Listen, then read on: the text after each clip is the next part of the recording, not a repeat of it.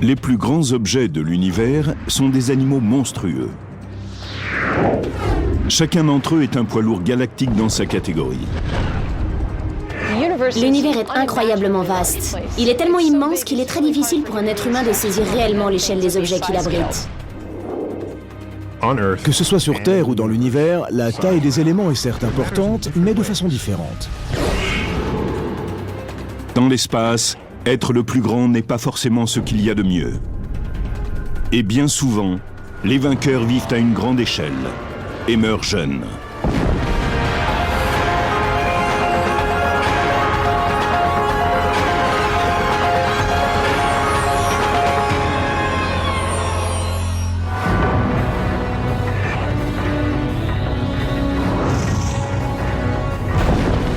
Ce sont les Everest du cosmos.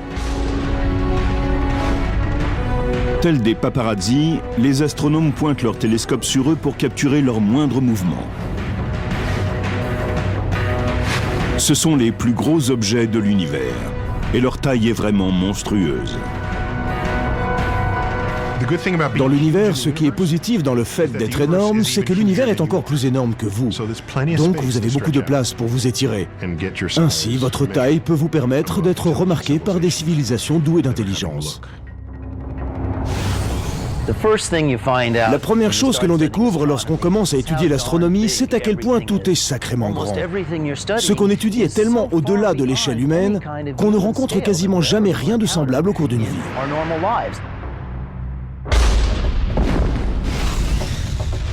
L'univers regorge d'objets gigantesques. Dans le système solaire, la Terre est la 5e plus grosse planète. Mais elle n'en est pas moins 100 millions de milliards de fois plus petite que le plus grand objet de l'espace. Alors qui détient ce titre tant convoité de plus grand objet de l'univers ? La plupart des astronomes s'accordent pour désigner la toile cosmique, un échafaudage sans fin de superamas de galaxies entourées de matière noire, une forme de matière invisible et mystérieuse qui représente 90% de la masse de l'univers. Le plus grand objet de l'univers est tellement monstrueux qu'on peut même se demander s'il s'agit bien d'un objet. C'est un réseau de matière noire qui emplit la totalité de l'univers. La matière noire est cette matière que nous ne pouvons pas voir. Elle n'émet aucune lumière, mais elle occupe tout l'univers. La matière noire est bien plus mystérieuse que ce que pensent la plupart des gens. Ce qui me fait littéralement frissonner, c'est qu'elle n'est pas constituée d'un élément quelconque. Je ne pense pas qu'on puisse la sentir ou la toucher. Simplement, elle possède une force gravitationnelle. La toile cosmique de matière noire ne devient visible que lorsque l'on regarde les objets qui la remplissent. Cette toile cosmique est un peu comme une toile d'araignée en 3 dimensions. Au centre de tous ces vortex, il y a les superamas. Ce sont des amas de milliers de galaxies dont les filaments leur permettent d'être connectés entre elles à travers tout l'univers.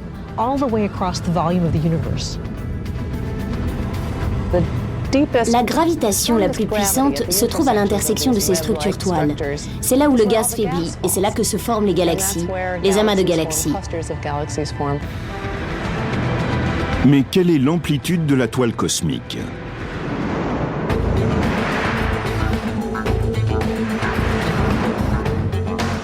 Si la Voie lactée était de la taille d'une graine de pavot, l'univers observable ferait à peu près la taille du Rose Bowl Stadium, qui peut accueillir 100 000 personnes. Tout cet espace est empli par une toile cosmique, c'est-à-dire un réseau d'amas reliés ensemble d'un bout à l'autre de l'univers.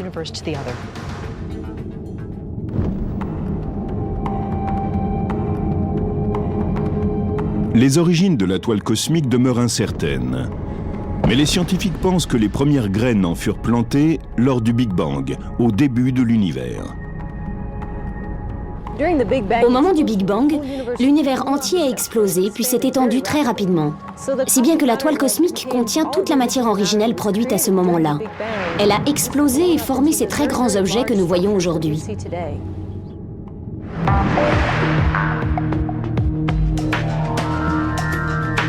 Les scientifiques s'efforcent de créer une carte de la toile cosmique qui couvrirait la totalité de l'univers.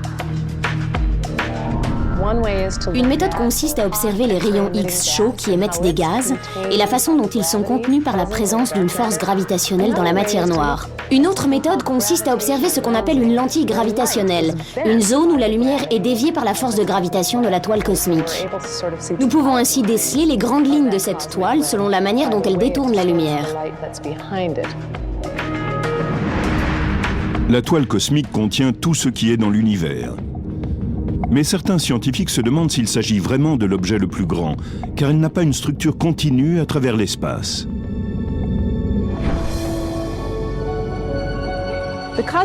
La toile de matière cosmique n'est pas réellement l'objet le plus grand, maintenu ensemble par la gravitation.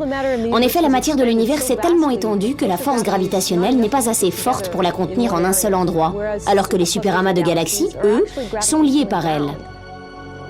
Ils ont une masse suffisante pour produire une force de gravitation qui les retient ensemble pendant un certain temps.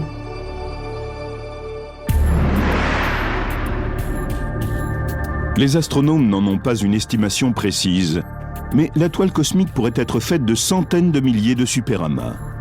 Il s'agit d'immenses rassemblements de galaxies qui, au fil de millions d'années-lumière, ont été reliées entre elles par la gravitation. L'univers suit une organisation hiérarchique. Les étoiles forment les galaxies forment les amas constituent des superamas. Si l'on compare un amas au continent nord-américain, alors un superamas pourrait être l'association des villes d'Amérique du Nord, des villes du continent européen, asiatique, etc.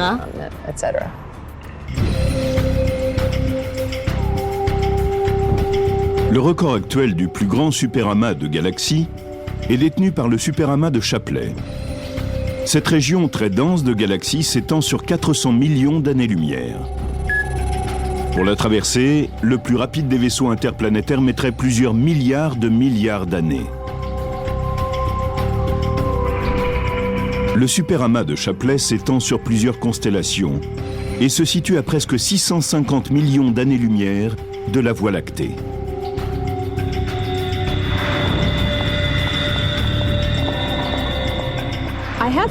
J'ai ici un petit bateau, un jouet qui est une réplique du Queen Mary, que vous pouvez voir derrière moi.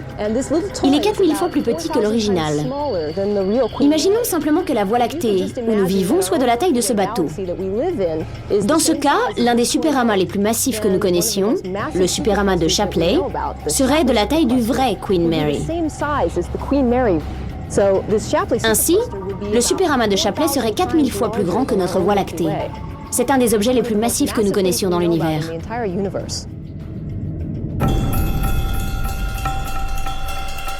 Les astronomes connaissent les superamas depuis les années 1950. Mais aujourd'hui, ils ont pu déterminer leur origine grâce à de récentes mesures de leur CMB, Cosmic Background Microwave, ou fond diffus cosmologique, qui est un rayonnement laissé derrière lui par le Big Bang. C'est ainsi qu'on en a conclu que tous les superamas, y compris celui de Chapley, trouvaient leur origine dans la formation de l'univers il y a plus de 13 milliards d'années. En même temps que l'univers évoluait et se développait, la force gravitationnelle a permis à toute zone ayant un excédent de densité d'attirer de plus en plus de matière. Chapley est donc un amas fait de l'accumulation de nombreuses petites galaxies qui sont tombées en son sein. Et c'est ainsi qu'il a atteint cette taille monstrueuse avec le temps. Ce qui est stupéfiant, c'est que les scientifiques pensent que le superamas de Chapley pourrait être encore plus grand qu'il n'y paraît. En réalité, on ne verrait qu'une petite partie de ce que contient réellement le superamas de Chapley. Grâce au futur télescope spatial WISE, on arriverait à voir 10 fois plus loin qu'aujourd'hui. Et nous pourrions voir le reste du superamas de Chapley et savoir s'il est encore plus massif que ce qu'on sait déjà. Les superamas de galaxies resteront ensemble au cours du temps, car ils sont liés par la force de gravitation. La gravitation les retient ensemble, si bien que même si l'univers s'étend, ces superamas de galaxies resteront ensemble au cours du temps et continueront à tourner en orbite les unes autour des autres.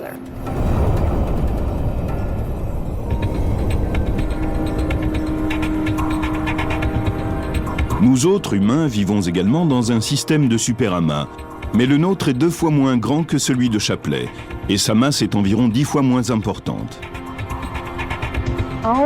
La Voie lactée fait partie d'un petit amas appelé le groupe local, qui fait lui-même partie d'un plus grand, nommé l'amas de la Vierge. Nous sommes un peu en périphérie de celui-ci, c'est notre adresse en quelque sorte. Nous vivons dans telle rue, de telle ville, de tel état, de tel pays, de la même manière que la Voie lactée fait partie d'entités plus vastes. Les superamas de galaxies sont les zones les plus foisonnantes de l'espace. Mais ils entourent aussi de grandes régions où il n'y a quasiment rien. Ces endroits dépouillés de tout sont ce qu'on appelle le vide. Le vide est le contraire des amas. Les amas sont les régions où se trouvent les galaxies, et le vide, c'est là où il n'y en a aucune. Et cette structure semblable à une toile est faite d'une alternance entre les amas et le vide. Un peu comme dans un paysage se succèdent les villes et les campagnes.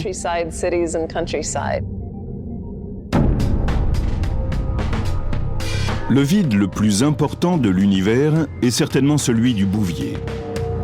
Appelé ainsi d'après la constellation où il se situe, cet espace presque désert a un diamètre d'environ 250 millions d'années-lumière, ce qui équivaut à 250 voies lactées placées l'une à côté de l'autre. Observez dans n'importe quelle direction du cosmos et vous apercevrez quelque chose. Vous verrez des galaxies par exemple, vous verrez du gaz, de la poussière, vous pourrez même détecter de la matière noire. Et puis il y a ce trou géant sans rien à l'intérieur.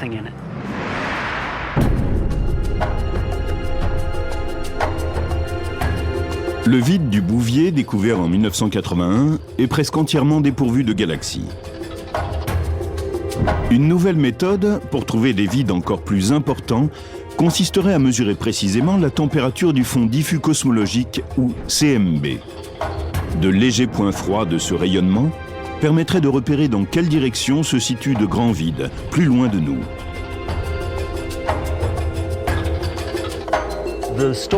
L'histoire de leur formation est tout simplement le contraire de la formation des superamas. Les vides sont sans doute apparus dès la première seconde du Big Bang, comme des zones de densité légèrement basse. Avec le temps, elles sont devenues de moins en moins denses. Toute la matière s'est échappée par les filaments vers d'autres étendues, laissant ces zones de plus en plus vides. Et aujourd'hui, on n'y trouve quasiment plus rien, si ce n'est quelques petites galaxies naines dans certains d'entre eux.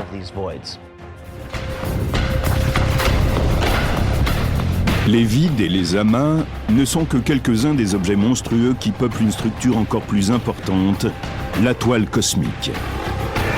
Mais celle-ci abrite aussi d'autres objets immenses. Et en particulier des bulles de taille colossale qui pourraient détenir le secret de la formation des galaxies.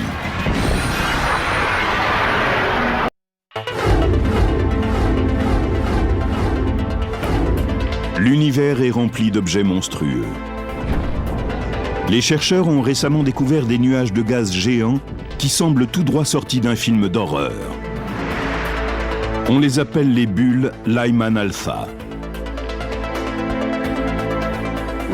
Personnellement, dans l'univers, les bulles Lyman alpha sont mes objets monstrueux préférés. C'est un phénomène imprévisible, inattendu, au cours duquel on peut observer une galaxie durant les premières phases de sa formation et comment elle s'effondre. Une bulle Lyman alpha ressemble beaucoup à cette bulle de savon en expansion. Sauf que dans le cas de la bulle de savon, celle-ci se remplit d'air.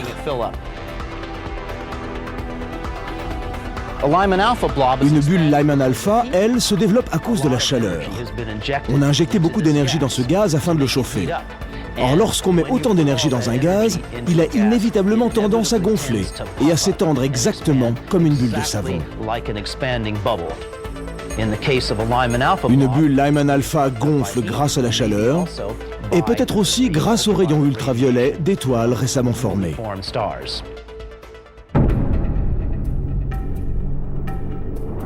La plus grande bulle Lyman alpha que l'on connaisse est une structure colossale en forme d'amibe. Elle ressemble à une méduse verte géante. Elle mesure 200 millions d'années-lumière de large et est située dans la constellation du Verseau. Lorsque l'on regarde cette bulle Lyman alpha, on voit qu'un gaz se propage parmi ses toutes premières étoiles et galaxies. C'est une structure plutôt informe qui contient en elle une trentaine de bulles. C'est un objet très vaste et vraiment massif. La structure entière équivaut à 3000 fois la taille de notre Voie lactée. À Hawaï, les télescopes Keck et Subaru sont équipés de filtres capables d'observer cette bulle lointaine qui se propage le long de tentacules courbes. Les spécialistes estiment que la plus grande bulle Lyman alpha s'est formée il y a environ 12 milliards d'années, presque 2 milliards d'années après le Big Bang. La technique que nous utilisons pour observer ce gaz s'appuie sur une couleur de lumière très spécifique, une émission de lumière que l'on appelle Lyman alpha. C'est pourquoi on dit bulle Lyman alpha. Parce que quand on prend une image du ciel à travers un filtre qui ne laisse passer que cette lumière, qui est une longueur d'onde très particulière, on voit une petite bulle dans l'immensité céleste.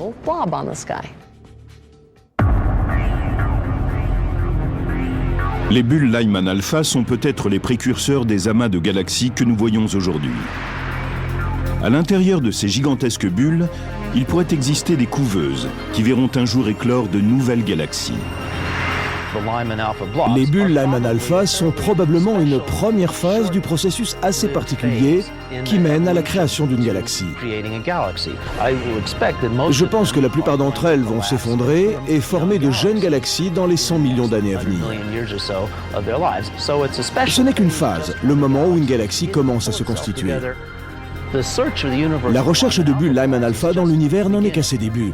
Nous en trouverons certainement bien d'autres et de bien plus grandes dans le futur. C'est une affaire à suivre.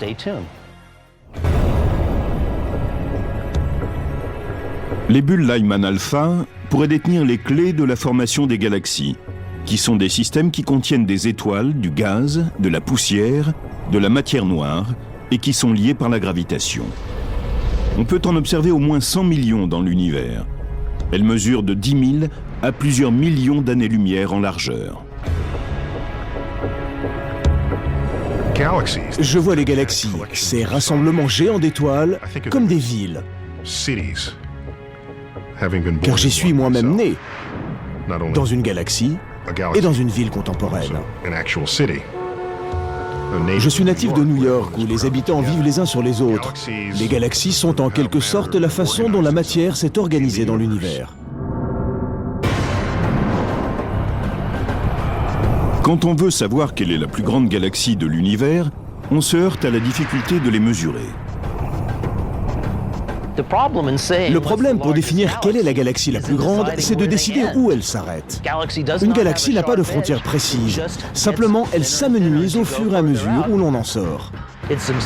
C'est comme si l'on voulait déterminer où se termine une vaste zone urbaine. Où est la fin de Los Angeles ? On peut s'en éloigner de 80 km et l'on trouvera encore une banlieue d'assez forte densité.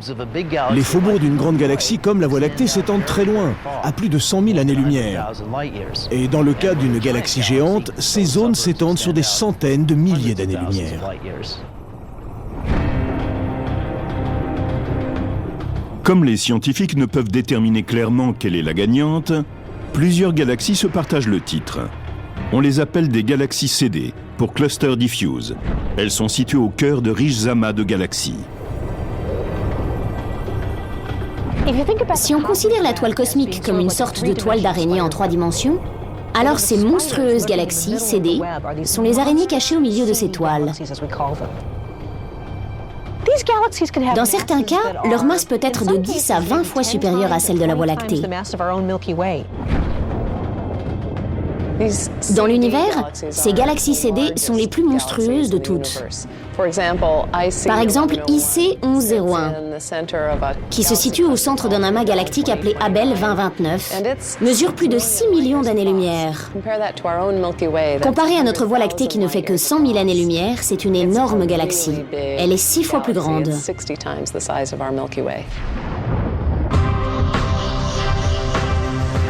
Si les galaxies CD sont elliptiques, contrairement à la Voie lactée qui est en forme de disque, c'est parce qu'elles ont atteint leur taille en se regroupant avec d'autres galaxies.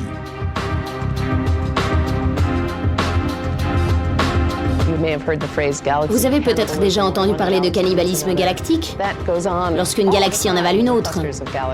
C'est un phénomène constant dans les amas de galaxies, si bien qu'au centre d'un amas massif, on va trouver une très grosse galaxie. Ces galaxies CD ont une masse telle qu'elles prennent le pouvoir où qu'elles se trouvent. On peut voir de petites galaxies en orbite autour d'elles, mais en règle générale, elles dévorent tout ce qui se trouve à leur portée. Les galaxies les plus vastes mesurent de 6 à 20 millions d'années-lumière. Mais il existe d'autres objets encore plus monstrueux. On les appelle les lobes radiaux. Ces immenses structures qui s'étirent de part et d'autre d'une galaxie sont en fait des jets violents de particules qui émettent des ondes radio. Nous sommes donc ici dans un atelier de réparation où je vais utiliser ces deux torches pour simuler les jets d'ondes radio qui sortent des côtés opposés d'un disque d'accrétion et tourbillonnent autour d'un énorme trou noir. À l'œil nu, on voit une petite flamme bleue sortir de la torche, mais à travers les infrarouges, on voit que la chaleur de la torche s'étend bien plus loin.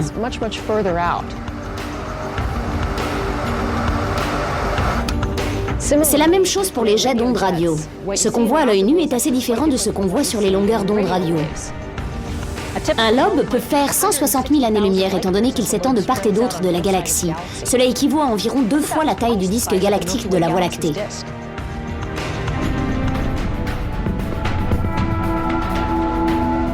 Les astronomes pensent que les lobes radio fonctionnent grâce aux trous noirs supermassifs situés dans les quasars, qui sont les centres lumineux de la plupart des galaxies actives.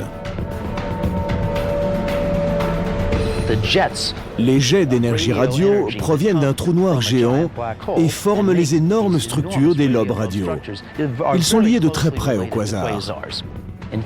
En réalité, dans certains cas, on peut voir un quasar de basse énergie au centre de la galaxie, cerné de part et d'autre par ces lobes géants. Ils ont été envoyés de chaque côté par des jets d'électrons de très haute énergie qui se déplacent quasiment à la vitesse de la lumière. Ils ont probablement été éjectés des pôles nord et sud d'un trou noir tourbillonnant. Les lobes radio dépendent de la matière qui descend dans le trou noir. Au fur et à mesure qu'elle descend dans le trou noir, une partie se précipite dans ces lobes, si bien que leur taille dépend de la quantité de matière que le trou noir a avalée. Et c'est ainsi qu'ils changent de taille avec le temps.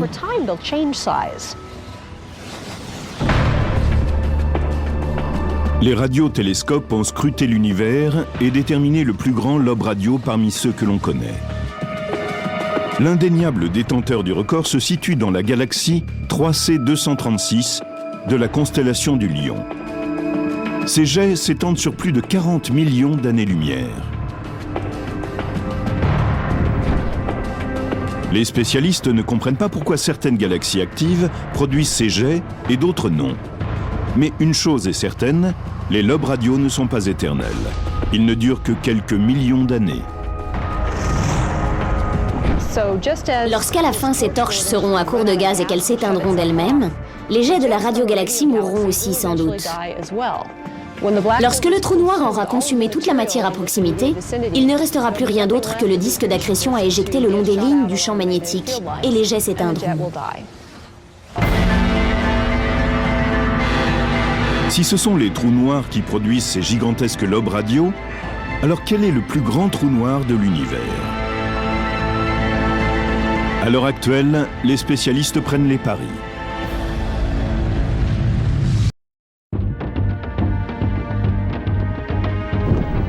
Lorsqu'on parle des objets monstrueux de l'univers, certains trous noirs sont en bonne place pour figurer dans le livre des records.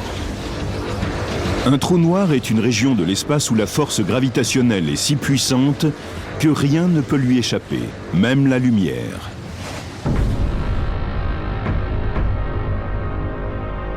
Des millions et même des milliards de ces monstres noirs parcourent l'univers. On peut les ranger en 2 catégories selon leur taille. La plupart d'entre eux sont des trous noirs de masse stellaire, c'est-à-dire qu'ils font de 5 à 100 fois le poids du Soleil. Et il y a aussi les trous noirs supermassifs, dont la masse pèse entre des millions et des milliards de fois celle du Soleil. Nous avons les trous noirs supermassifs, comme ceux qu'on semble trouver au centre de chaque galaxie où nous sommes capables d'aller voir.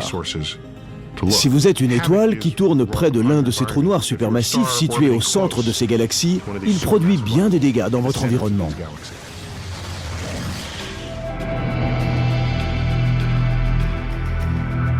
Les trous noirs ne sont pas des zones étendues.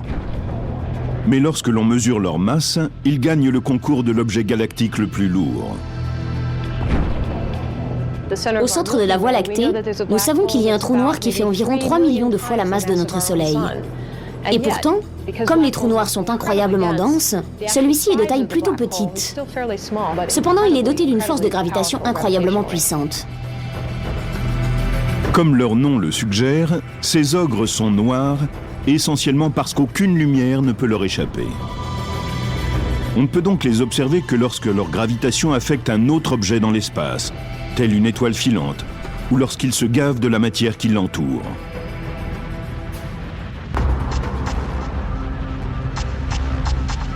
Alors, quel est le champion en titre des trous noirs? Le détenteur actuel du record du trou noir le plus large semble être un quasar incroyablement lumineux qui répond au nom très simple de HS 1946 plus 7658. Pourquoi est-ce le plus grand trou noir? Parce qu'il s'agit du quasar le plus lumineux que nous ayons pu trouver à ce jour dans l'univers. Le trou noir qui le fait tenir ensemble, qui en produit l'énergie, a forcément une masse qui correspond à 10 milliards de fois environ celle du Soleil. Ce serait donc un trou noir plus vaste que le système solaire entier. En réalité, il semble être juste là pour nous rappeler à quel point une force simple en apparence comme la gravitation peut être surprenante. Le plus grand trou noir supermassif exerce son pouvoir au centre d'une galaxie. Mais il y a d'autres grands objets lumineux dans l'univers. Il semble même y en avoir partout où l'on se tourne. Quand on jette un coup d'œil sur le ciel nocturne, on voit des étoiles, des points de lumière qui scintillent et qui sont en réalité des boules de plasma lumineuses. Vues de la Terre, les étoiles semblent petites. Mais en vérité, elles sont de taille très variable. Cela va des naines rouges, qui font environ 1/12e de notre Soleil, aux supergéantes bleues, qui peuvent atteindre plus de 150 fois la masse solaire. La Voie lactée contient 100 milliards d'étoiles, parmi lesquelles le Soleil, dont la masse atteint 300 000 fois celle de la Terre. Et ce phare cosmique est une véritable centrale électrique pour le système solaire.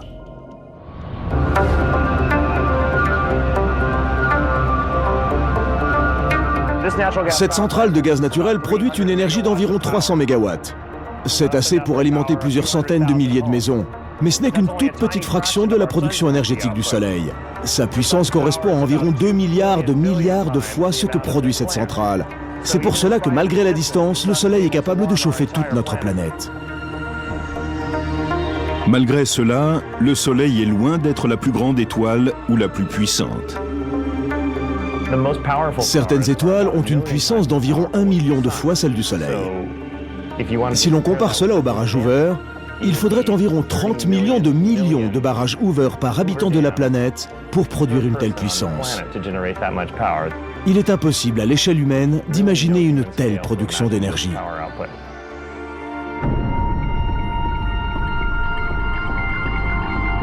Les étoiles les plus grandes et les plus puissantes qui produisent ce type d'énergie sont appelées les supergéantes rouges. Il s'agit d'une catégorie d'étoiles encore plus grande que les supergéantes. Les étoiles classiques comme le Soleil font entrer en fusion l'hydrogène et l'hélium pour produire de l'énergie. Mais les hypergéantes ont déjà épuisé tout l'hydrogène de leur noyau. Alors elles combinent l'hydrogène et l'hélium à la périphérie du noyau, ce qui les rend extrêmement chaudes et pleines d'énergie. Et c'est cette énergie qui fait gonfler l'étoile. Ainsi, elle gagne une surface très importante qui peut atteindre la taille de l'orbite de la Terre, et même encore plus. Dans la catégorie des hypergéantes rouges, VY Canis Majoris semble avoir le diamètre le plus grand. Il est 2000 fois plus important que celui du Soleil. La voiture la plus rapide du monde mettrait 2600 ans pour en faire le tour. Ce champion stellaire se situe dans la constellation du Grand Chien, à environ 5000 années-lumière de la Terre. Si l'on remplaçait le Soleil par VY Canis Majoris, si l'on mettait cette étoile hypergéante à la place du Soleil, son rayon serait plus long que l'orbite de Saturne. En effet, il fait 9 fois la distance entre le Soleil et la Terre. Cette étoile possède un diamètre plus grand que notre Soleil. C'est grâce à sa température que les astronomes déterminent le rayon d'une étoile de cette dimension. On arrive à connaître la température de la surface de l'étoile à partir de sa couleur. Puis on mesure sa luminosité et en combinant tout cela, on peut déterminer quelle est la surface totale de l'étoile et à partir de là, son diamètre. Cela suppose que l'on puisse mesurer sa luminosité et connaître sa température à partir de sa couleur. La plupart du temps, elles ne sont que de petits points précis de lumière et il est impossible d'en savoir plus. Malgré tout, il existe de nos jours de nouveaux outils, les interféromètres, qui sont capables de percer à jour n'importe quelle petite source de lumière comme une étoile. Et dans certains cas, on a pu évaluer directement les dimensions de certaines étoiles.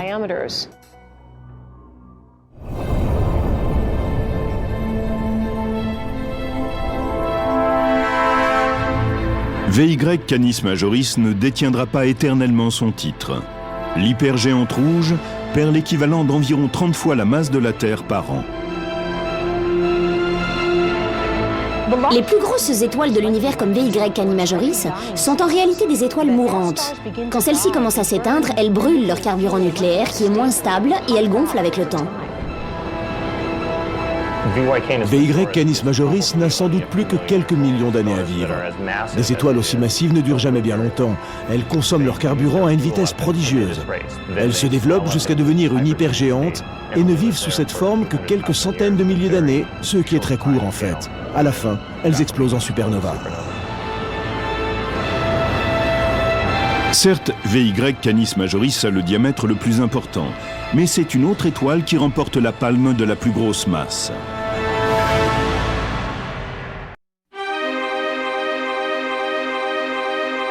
Dans le vaste monde des étoiles, beaucoup de concurrentes rivalisent pour remporter le titre de plus grande étoile de l'univers. Mais ici, la grandeur peut avoir deux significations. Lorsqu'on parle de la plus grande étoile, on peut vouloir dire deux choses. Soit qu'elle possède le diamètre le plus large, soit qu'il s'agit de sa masse. La masse indique la quantité de matière d'un objet. C'est comme si l'on calculait son poids en mesurant la matière contenue dans son corps. Selon certains astronomes, l'étoile la plus massive se situe dans la Voie lactée. Elle fait partie d'un système stellaire binaire, connu sous le nom de A1. Il s'agit en fait de deux étoiles qui tournent l'une autour de l'autre en 4 jours. L'une de ces deux étoiles possède une masse d'environ 115 fois celle du Soleil. Et l'autre, également énorme, fait environ 84 fois la taille du Soleil. Ainsi, les deux étoiles de ce système binaire font partie des étoiles les plus massives que nous ayons jamais mesurées. Il y a peut-être des étoiles plus massives que la combinaison A1 dans cet amas stellaire, mais c'est la plus importante que nous ayons pu mesurer directement. Ces étoiles massives auront des vies pleines, mais courtes. Les étoiles massives sont extrêmement lumineuses. Parfois, elles peuvent éclipser des millions d'étoiles autour d'elles. Mais cela a un coût. Elles se retrouveront à court de carburant plus vite que n'importe quelle autre étoile. Et elles mourront un jour de façon spectaculaire. Leurs entrailles exploseront et se disperseront à travers la galaxie. Vivre à toute vitesse, avec une masse importante et en étant très lumineuse, a un revers. On explose à la fin de l'histoire. Une étoile très brillante risque de brûler plus vite et de mourir plus tôt. Mais en même temps, ces étoiles très chaudes fabriquent les éléments indispensables à toute vie. Sans ces étoiles massives, nous ne serions pas là. Nous n'aurions pas de fer dans le sang, de calcium dans les os. Tout cela ne se forme que dans les étoiles les plus massives.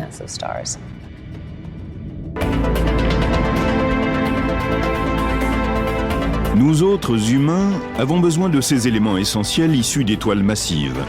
Mais nous avons aussi besoin d'une planète dotée d'une surface solide pour tenir debout sur elle.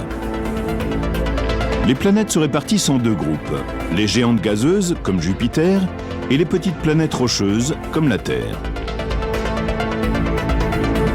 Dans notre système solaire, Jupiter est la planète la plus vaste, tandis que la Terre occupe la 5e place. Même si Jupiter règne en maître dans notre galaxie, il ne s'agit pas de la plus grande planète de l'univers.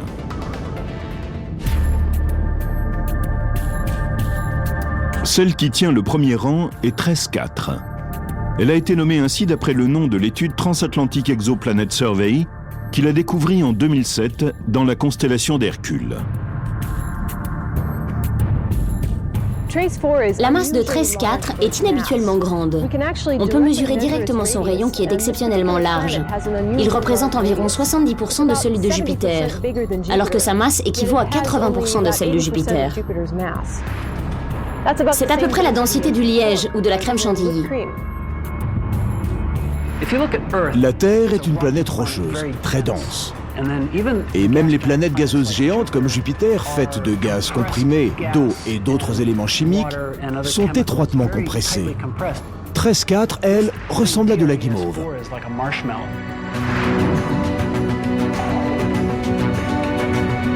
Bien que TRES 4 soit légère par rapport à sa taille, elle est environ 18 fois plus vaste que la Terre.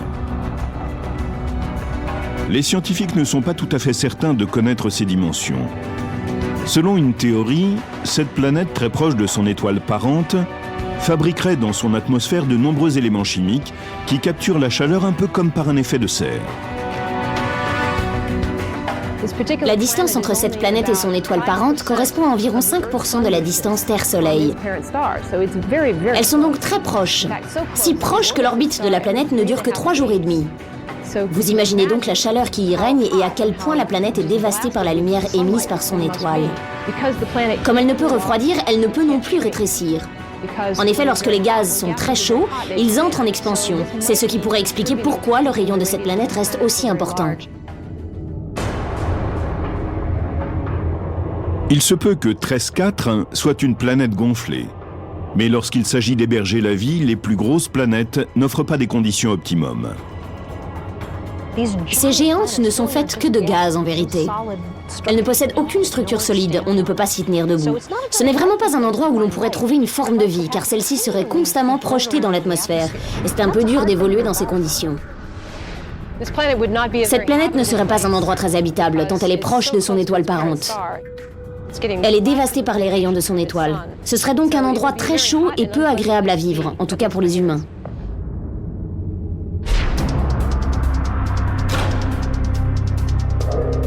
Le rayon de TRES 4 est le plus grand que l'on connaisse à l'heure actuelle.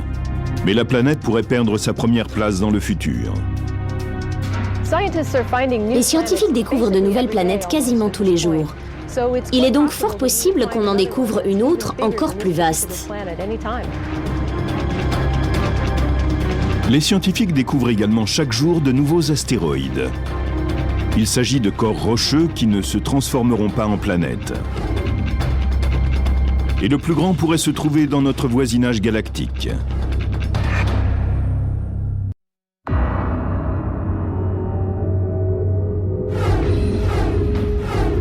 Dans le système solaire, des milliards de débris de roches ne sont pas devenus des planètes et ont trouvé refuge dans la ceinture d'astéroïdes. Certains ne sont pas plus gros que des grains de poussière, d'autres sont aussi vastes que des pays.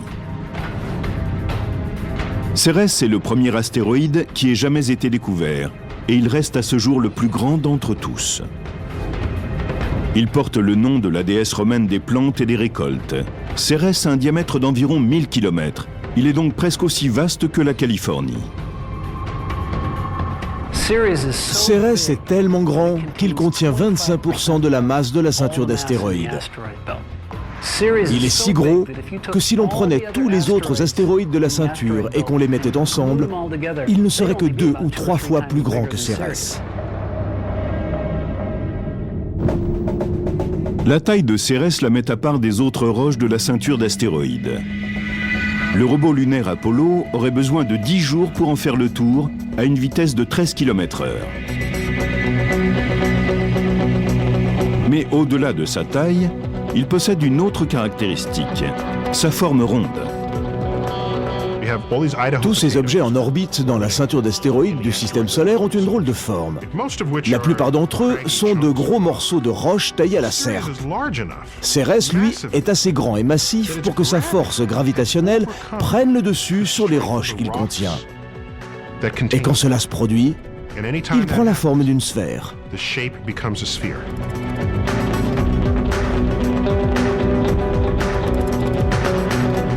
De par sa forme ronde, Cérès possède un double titre.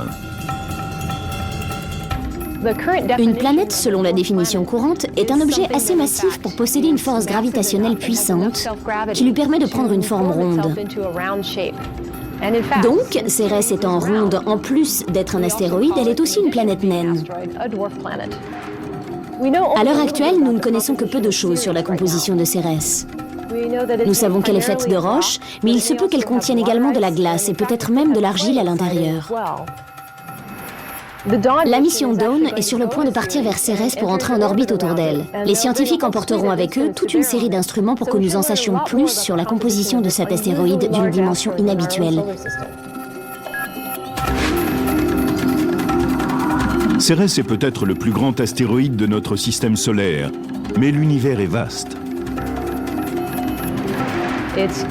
Il est possible que lorsque nous irons explorer d'autres systèmes solaires, nous trouvions de plus grands astéroïdes que Cérès.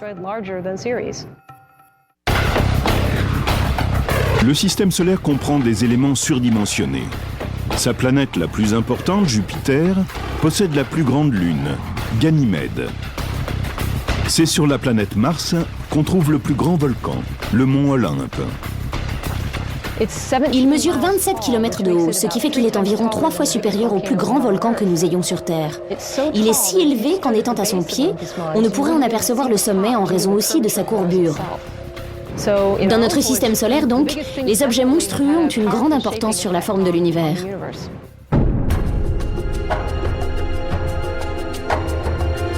Certains pensent que le Soleil devrait remporter la palme de l'objet le plus grand de notre environnement cosmique.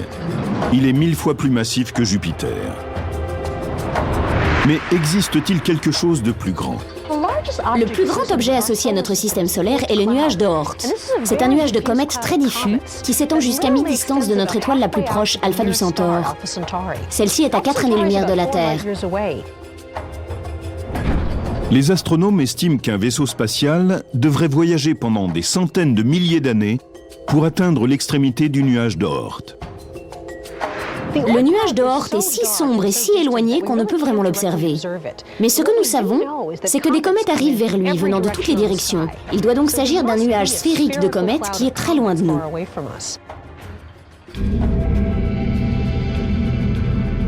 L'origine du nuage d'Oort demeure une énigme. Selon une théorie, il s'est formé très tôt dans le système solaire. Lorsque les comètes tombèrent en direction du Soleil en formation, elles furent éjectées et tracèrent de longues orbites. Au cours des années, leurs orbites les propulsèrent dans un nuage géant. Il est très loin. Et il est rempli de rémanents gelés qui sont restés dans l'état qui était le leur au moment de la formation du système solaire, il y a environ 4,5 milliards d'années. On pourrait donc dire qu'il s'agit des rémanents archéologiques de la formation de notre système solaire.